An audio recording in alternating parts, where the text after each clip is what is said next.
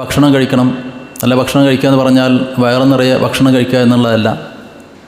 നേരത്തെ ഇവിടെ സാറ് പറഞ്ഞ പോലെ ഭക്ഷണം കഴിക്കുമ്പോൾ എപ്പോൾ കഴിക്കണം, എങ്ങനെ കഴിക്കണം എന്നൊക്കെ നാം തീരുമാനിച്ചുകൊണ്ട്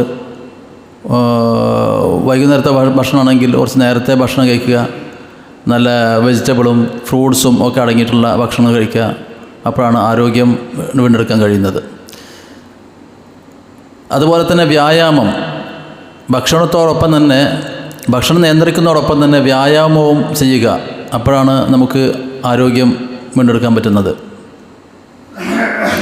ഇന്ന് ഡോക്ടർമാരൊക്കെ പറയുന്നത്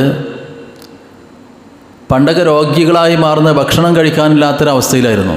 ഇന്നൊക്കെ ഭക്ഷണം കഴിക്കൽ കൂടിയത് കൊണ്ടാണ് രോഗികളായി മാറുന്നത്.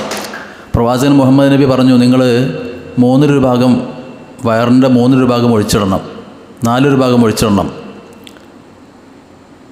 ഭക്ഷണം കുറച്ച്, വെള്ളവും കുറച്ച് ഭാഗം ഒഴിഞ്ഞു കിടക്കണം.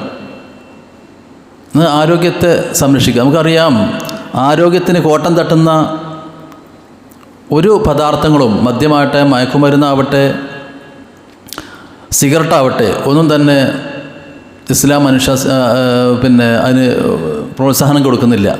എല്ലാം തന്നെ അതിന് എതിർക്കുകയാണ്. ചെയ്യാൻ പാടില്ല എന്ന് തന്നെയാണ്, ഹറാമാണ്, നിഷിദ്ധമാണ് എന്നാണ് പറയുന്നത്. ഇന്ന് മയക്കുമരുന്നിൻ്റെയും മദ്യത്തിൻ്റെയും ഒക്കെ ഉപയോഗം കൂടിക്കൊണ്ടിരിക്കുന്ന ഈ കാലഘട്ടത്തിൽ ഈ ബ്രൈറ്റ് സോഫ്റ്റ് സ്കിൽ അക്കാഡമി ഇങ്ങനൊരു പരിപാടി സംഘടിപ്പിച്ചതിൽ,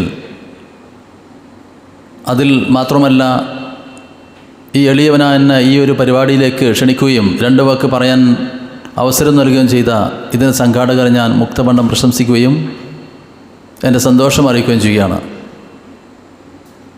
അതുപോലെ തന്നെ ഒരുപാട് പ്രാസംഗികന്മാർ ഇവിടെ ഇരിപ്പുണ്ട്. ഇതുമായി ബന്ധപ്പെട്ടുകൊണ്ട് അവരെല്ലാം തന്നെ നിങ്ങളോട് പറഞ്ഞു തരും. അതുകൊണ്ട് ഞാൻ നീട്ടിക്കൊണ്ട് പോകുന്നില്ല.